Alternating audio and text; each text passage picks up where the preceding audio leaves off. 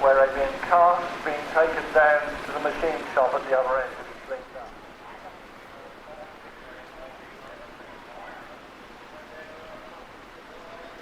Now for another change of motive power here, because we've been looking at the little single and twin cylinder engine 1946, owned by Mr. Gilbert. Thank you.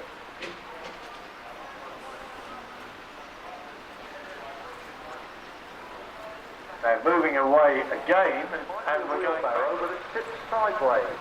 And with completely pedestrian control, you can discharge its load on either side.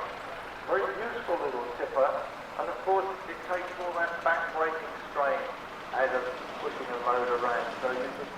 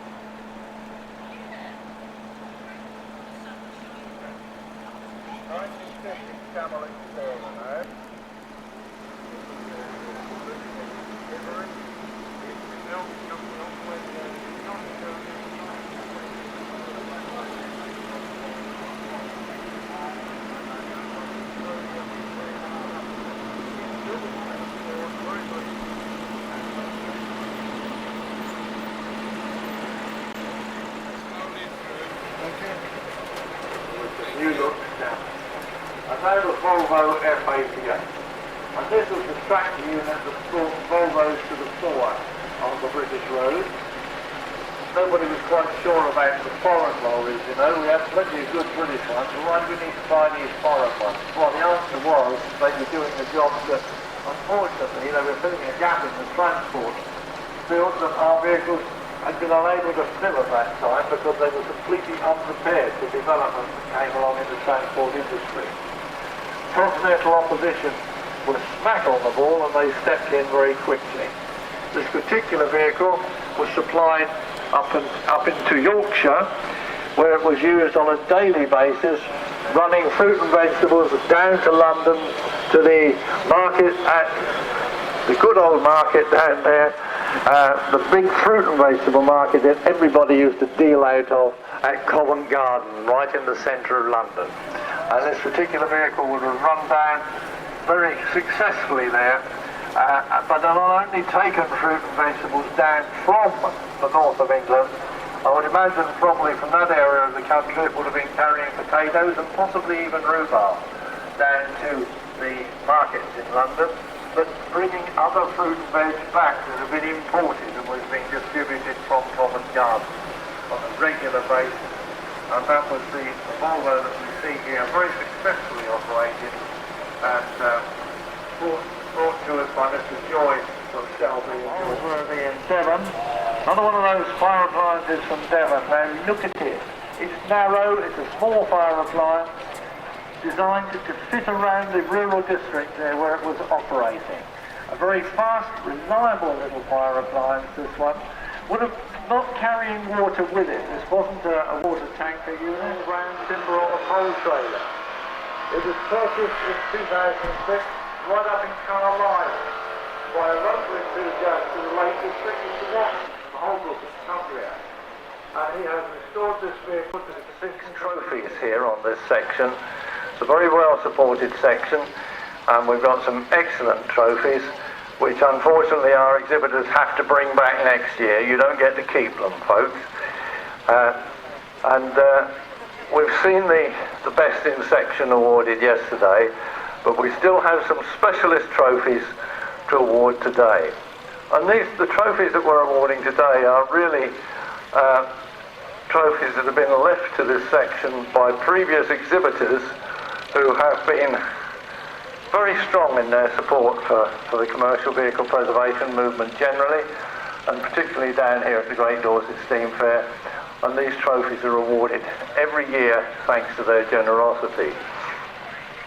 And it's generosity that makes this show work. Generosity because the people who put it on the ground are giving us their time. We're very, very grateful to the volunteers who run this section from the top all the way down. And right at the top we've got Pauline and Dave Hillier, who actually are responsible for the whole commercial vehicle section here at the Great Dorset Steam Fair. And Pauline will be awarding the trophies in a moment. And of course, fanning out beneath them is a whole raft of volunteers that nobody ever sees, but some of them are in the bright yellow jackets out here, and they're the ones who have been looking after traffic movements here. So a big thank you to all our volunteer staff who make this section work, and work so happily and so well. And we have had some problems this year because we've been squeezed so tightly on space, but a big thank you to all those volunteers who've actually made this section work this year. And now Pauline Hillier is about to make our first presentation award, and that goes to this is the Lofty Coals Award, and this goes to the best ERF.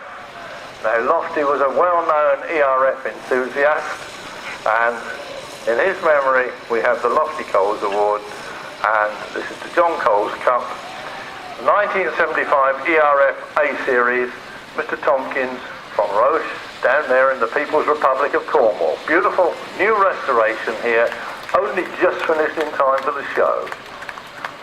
And that's for the best ERF in the section.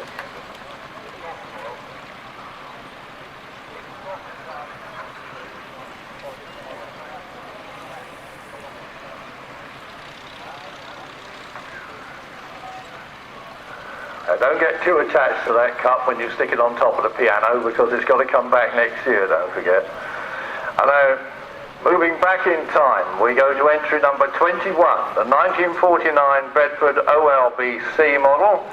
And this came all the way down. Initially it was used in Liverpool for transporting fruit and vegetables. And Mr. Rowlands from Shrewsbury, who's had it since 1998, beautifully restored example here of the Bedford. And that's the O Series Bedford from 1949, Mr. Rowlands from Shrewsbury. That's the Jerry Burr Award for the best Bedford in the show. Jerry, very much a Bedford enthusiast. And now, the last vehicle in the lineup, and I think they were probably more surprised than anybody else when they heard they'd won a cup, because they wouldn't come and get it yesterday. They've been here for a few years, coming along. This is for the best breakdown truck. Now, our judges make these decisions. We don't. Our independent panel, top secret judges, actually make the awards. And this one was presented to the organisation by Trevor Williams of Telstar Recovery. And that is for the best breakdown truck. A breakdown truck's got to be seen to be a working vehicle. There it is, the Austin K9 recovery vehicle, and not enough room in it to put the trophy, so it's got to go back under security guard there. So there's the Telstar Cup for the best breakdown truck in the show. Well, that's our prize giving, and already coming down to commence the parade are the auto trucks, and we will move on into our parade of commercial vehicles here with the auto trucks just as soon as we can move these vehicles on out of the arena. So thank you very much indeed to our exhibitors for making this prize giving possible, because you brought your exhibits along. And it's great to see a nice range of vehicles getting their efforts rewarded here at the Great Dorset Steam Fair.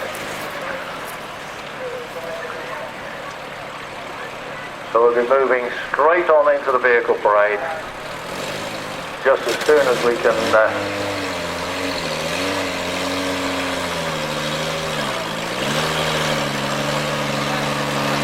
clear this massive arena area that we've been given this year.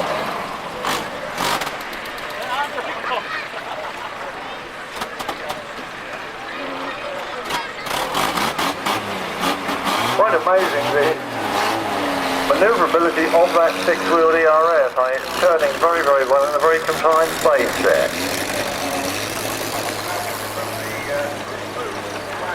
It's actually doing better than I expected it to. This is the best ERF entered in the section. It's not the oldest ERF. The oldest ERF is next door there on the rev stand, and that ERF is the first one ever produced, and that's 80 years old today. Right to the day, and that's on display next door to the arena. And now, thank you very much to Dave and Pauline and all our volunteers. And we're moving on, ready for the parade itself to commence.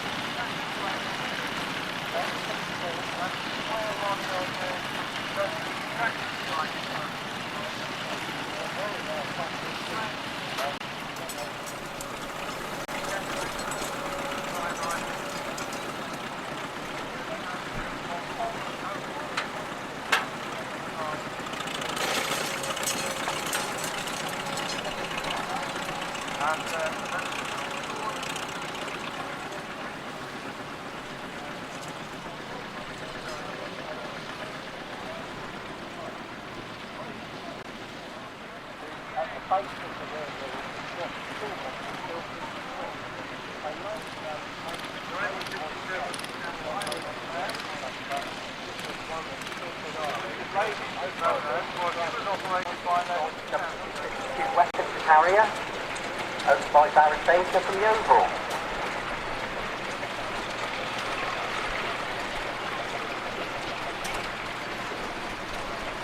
And number 83, first of our sheep, in the wartime sheep, this is the Horticultural build example, built in 1964 for the French Army, owned by Mike Gilbert and service to use.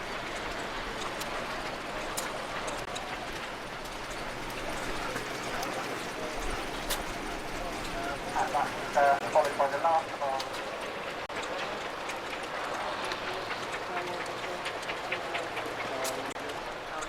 training company. That's owned by Barry Davis from Somerset. Owned by Wallace Margaret.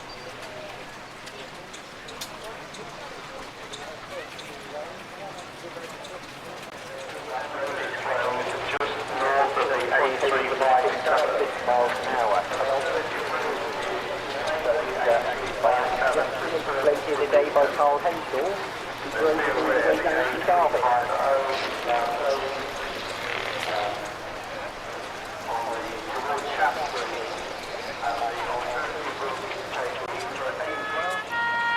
Then a member of the North London Barmy Army.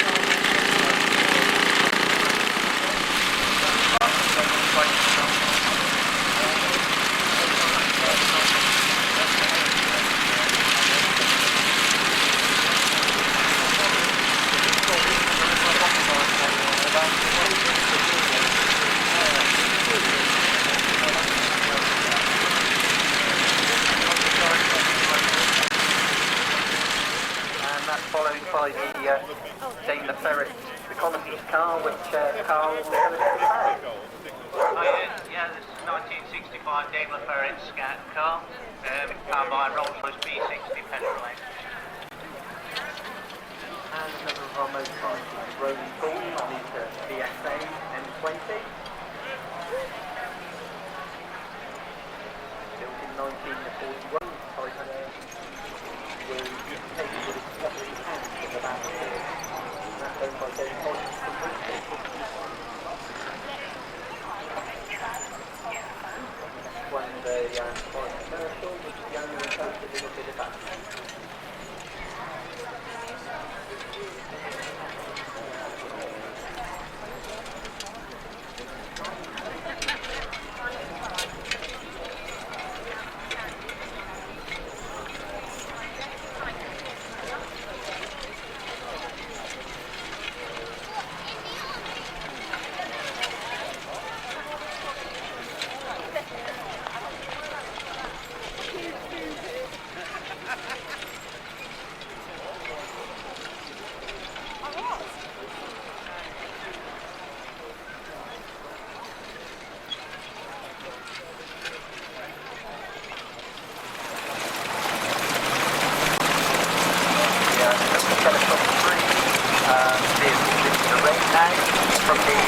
combat vehicle reconnaissance track range.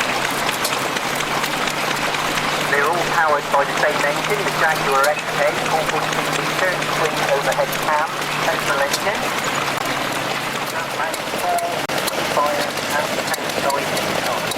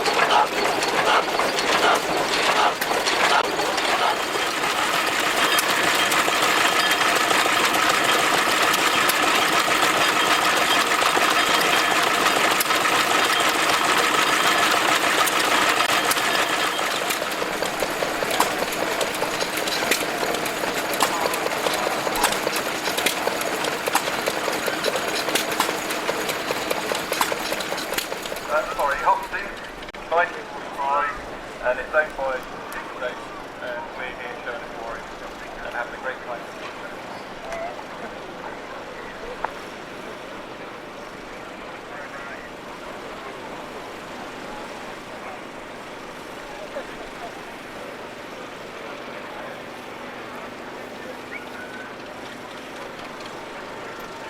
And that's followed by a couple of our airfield tractors.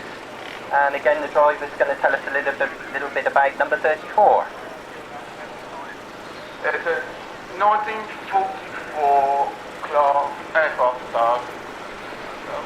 Just all over Europe.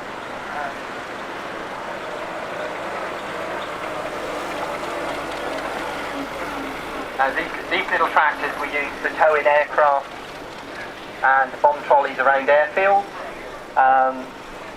The front grille and the rear mudguards are solid cast metal, so they weigh a considerable amount more than they look for the size of them.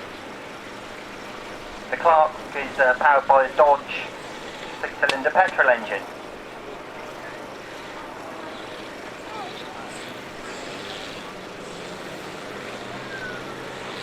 And that's followed by what we call the British equivalent of the American Clarkter. This is the 1940 Lancing Bagnall TD200 airfield tractor, again used for aircraft and towing bomb trolleys around the airfields. This particular one was used in Lincolnshire. It's owned by David Jubb from Matlock in Derbyshire, and David has just recently finished restoring this little tug, and I think you agree that he's made a really beautiful job of it.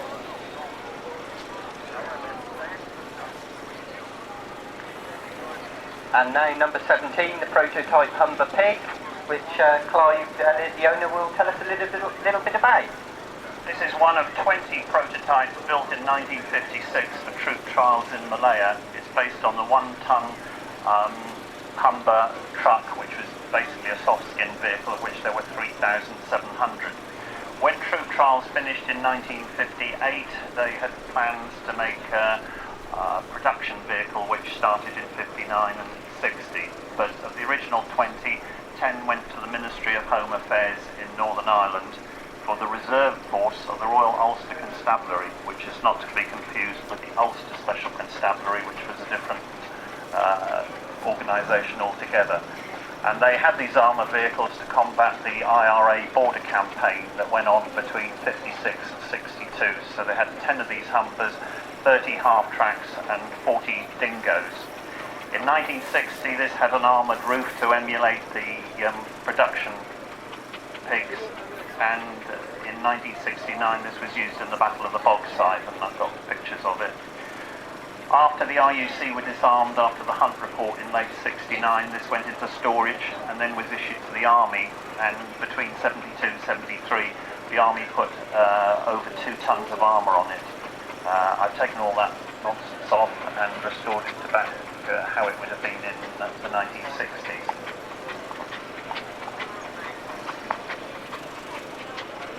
Thank you very much, Clive.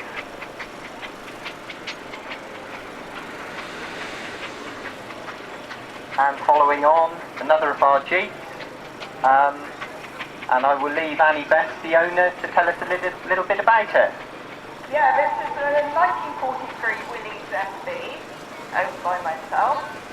The Jeeps were produced in the by Willys Ford to virtually exactly the same time. The easiest way for you to be able to tell the difference between the Willys and the Ford is just take a quick look at the cross member going across the front of the Jeep.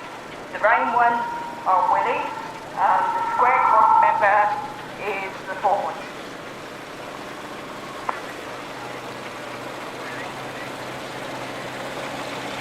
Thank you, Annie. And Jeep today is being driven by Annie's son Adam. He's usually used to tractor pulling rather than Jeep driving.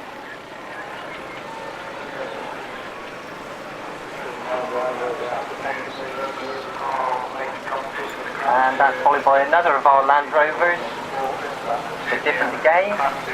This is the Land Rover 101 forward control gun tractor.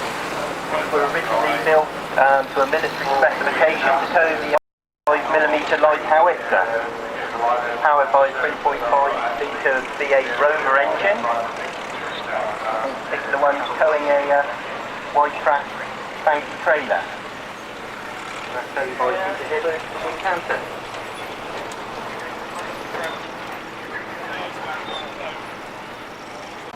GMCs, number 77. The GMC 352, short wheelbase, with a hard cab, built in 1941. Been owned by the present owner for 14 years. And on restoration, the original unit markings and registration were found. This is for the 181 Pontoon Battalion, which was formed in 1939 at Camp Morris and left New York in 1942. It got to England in January 1943. And the unit was stationed near Pangbourne. The truck landed on Omaha Beach in June 1944. Andy found the vehicle in very poor condition in Southampton and has restored it back to the condition you see today. And that's owned by Andy and Cheryl Wright from Portsmouth. And now another of our Bedfords, this time a little bit earlier. This is a 1940 Bedford 1500 weight, general service again. But this time fitted with the aero screens on the cab and no doors. And this gave them the nickname of pneumonia wagons, owned by Richard and Diane Charlton from Taunton.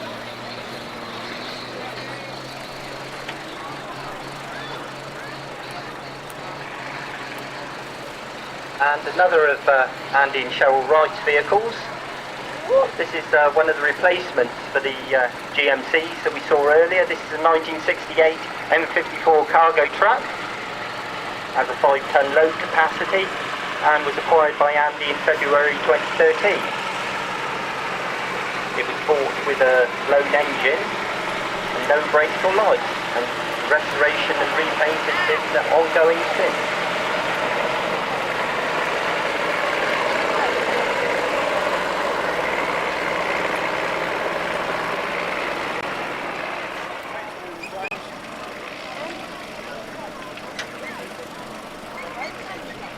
And again, another of our Bedfords.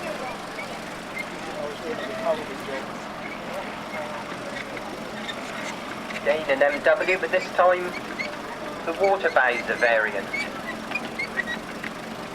And that's owned by Tony Brown from Boston in Lincolnshire. And during World War II, BSA supplied over 126,000 of these bikes. And that's owned by Dave Busher from Lithook in Hants.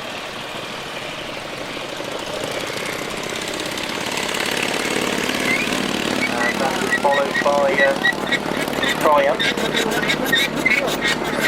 owned by Dave Philippus.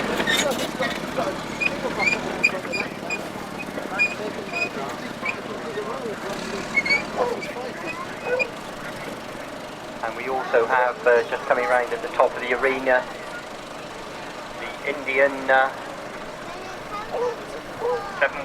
714B, Indian Scout, built in 1942. It was purchased by the current owner in 1998, who is slowly restoring it back to its original military specification.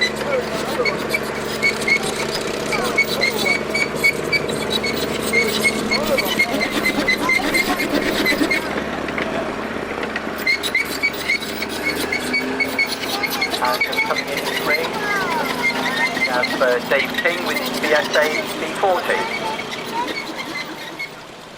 And that's owned by Kerry Paskins from Fareham.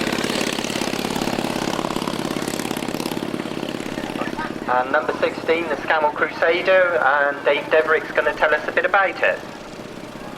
I brought the Scamell in 2007 as a chassis cab. We ran it as a ballast tractor for 4 years, 5 years, and last year I put the recovery body on it. Hopefully we'll finish it this year.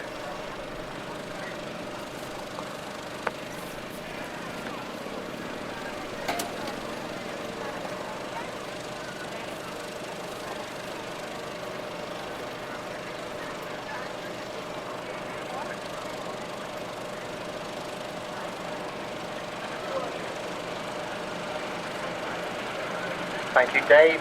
Now number 5 in your programme, another one of our GMCs, 1943, BCKW 353. It's general service format.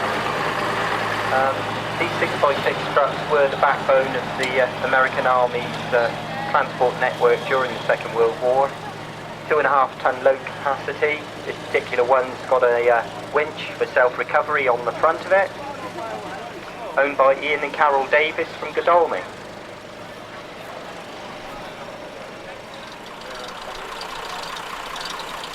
It was hastily upgraded in 2003 due to the National Firemen's Strike and joined the Emergency Fire Service.